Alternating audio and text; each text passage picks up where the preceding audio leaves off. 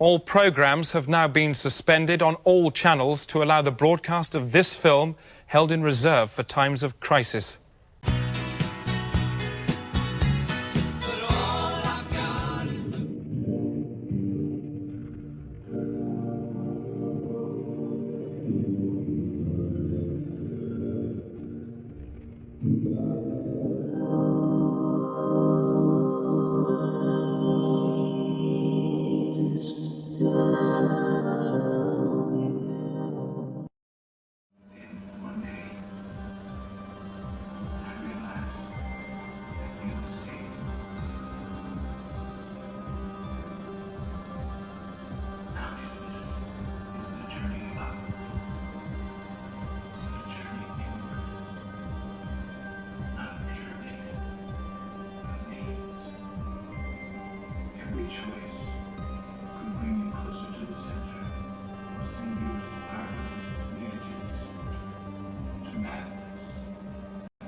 Now, beavers are a very easy example of how organisms can have a substantial impact on their surroundings. Beavers build channels, waterways, into new areas. They make waterways much deeper, and this causes water to remain during hot seasons with a lot of evaporation, where all these liquids would be evaporating away on the planet's surface. And this is a bit of press material because there are some places where they'd have huge droughts, and this would drastically affect farmers, and the only places where they would have water remaining are in ponds where there were beavers.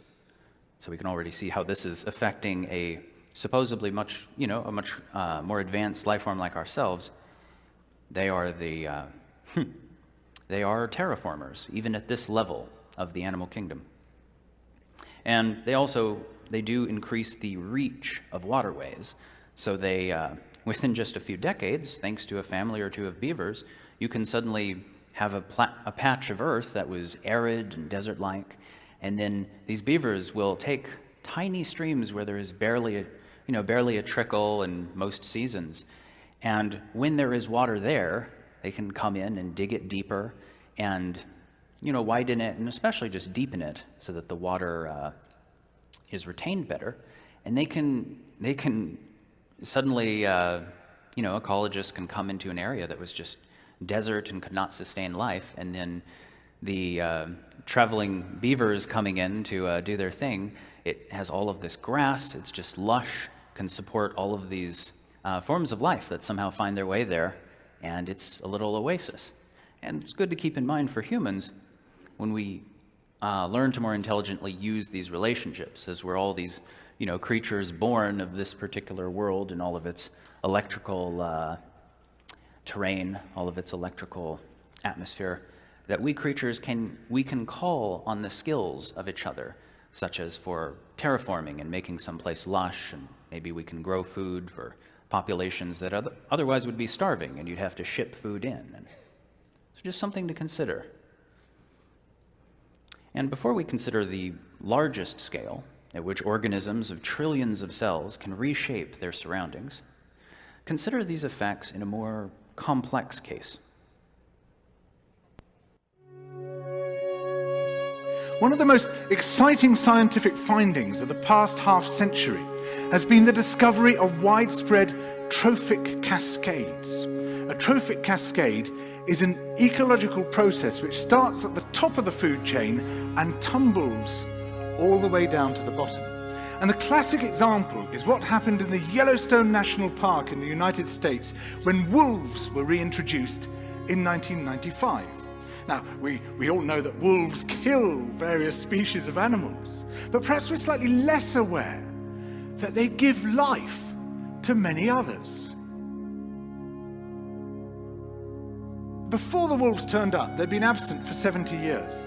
That the numbers of deer, because there was nothing to hunt them, had built up and built up in the Yellowstone Park, and despite efforts by humans to control them, they'd managed to reduce much of the vegetation there to almost nothing. They'd just grazed it away. But as soon as the wolves arrived, even though they were few in number, they started to have the most remarkable effects. First, of course, they killed some of the deer, but that wasn't the major thing. Much more significantly, they radically changed the behavior of the deer. The deer started avoiding certain parts of the park, the places where they could be trapped most easily, particularly the valleys and the gorges. And immediately those places started to regenerate. In some areas, the height of the trees quintupled in just 6 years. Bare valley sides quickly became forests of aspen and willow and cottonwood.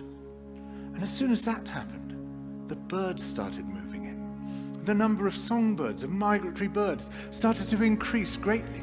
The number of beavers started to increase because beavers like to eat the trees. And beavers, like wolves, are ecosystem engineers. They create niches for other species. And the dams they built in the rivers provided habitats for otters and muskrats and ducks and fish and reptiles and amphibians.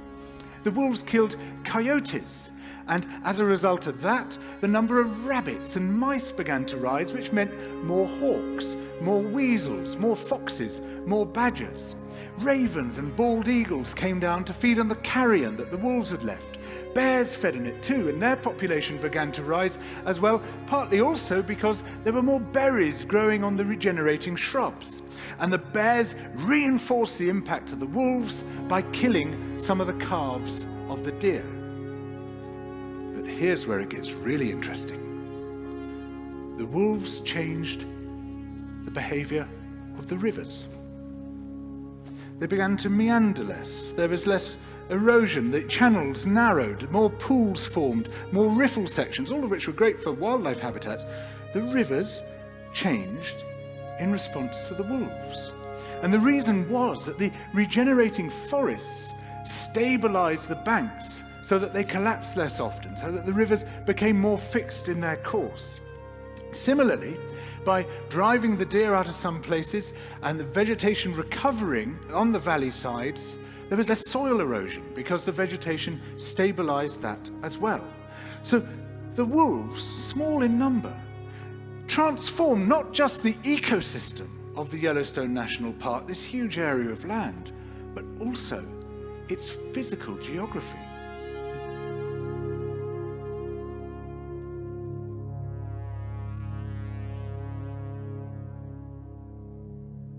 So here we had rivers, the very geography of a world, affected in a way they otherwise wouldn't be by the electric organisms that evolved on it, and all of the trees on mountains, trees large and small, working to stabilize and alter how the liquids could flow upon this planet's surface, and quite a exponential effect on life, where now you have other life forms evolve that can eat the trees in potentially disastrous ways, but then these other life forms can scare them off, alter their behavior so that the trees are maintained in their populations that continue to help craft the planet's surface. And I think this is a very interesting interaction effect. And humans are very much a part of all of this. Our species can be a self-regulating one, and highly directed too. Now, we have a long history of coming into a state of maturity towards our surroundings. Kind of like the deer, we can have that urge to vacuum up all of the foliage, and for completely understandable, sometimes people can be greedy, but then otherwise there's all sorts of other reasons that people are socialized or are out of desperation of resources, driven to do these sort of things. So as we grow as a species, we can help each other by taking the best practices and best knowledge and the benefits or privileges from one place or another, and try to, try to disseminate them more evenly. And humans can remove or add to the terrain. We are great terraformers. We can also contaminate the terrain. And our collective species can act like beavers, but on a planetary scale. So here we are, a creature born of this planet that can now reshape or change the conditions of this planet in remarkable ways. If you want to influence the state of the Earth biosphere, either depressing or inspiring the human species offers a direct route. So once humans have become more intelligently compassionate towards our own species and towards our surroundings, towards our home planet, We can evolve our technology and our intellect for interplanetary creative adventures one day. This seems like the trajectory of our people. One day, I'm sure we will introduce ecosystems on once barren planets, and for all the right reasons too, say not just in pursuit of one particular atomic compound that a few people can sell to make a lot of money and still not find true happiness, how it happens. Now, I personally, though, am quite content to keep exploring this planet. According to the research of Robert Haysen, we have probably around, in very good research I might add, probably have around 1,500 minerals that are as yet undiscovered. And around 20% of the world's vascular plants are still undocumented and not really known and understood to science, to say nothing of what little surprises can always come up.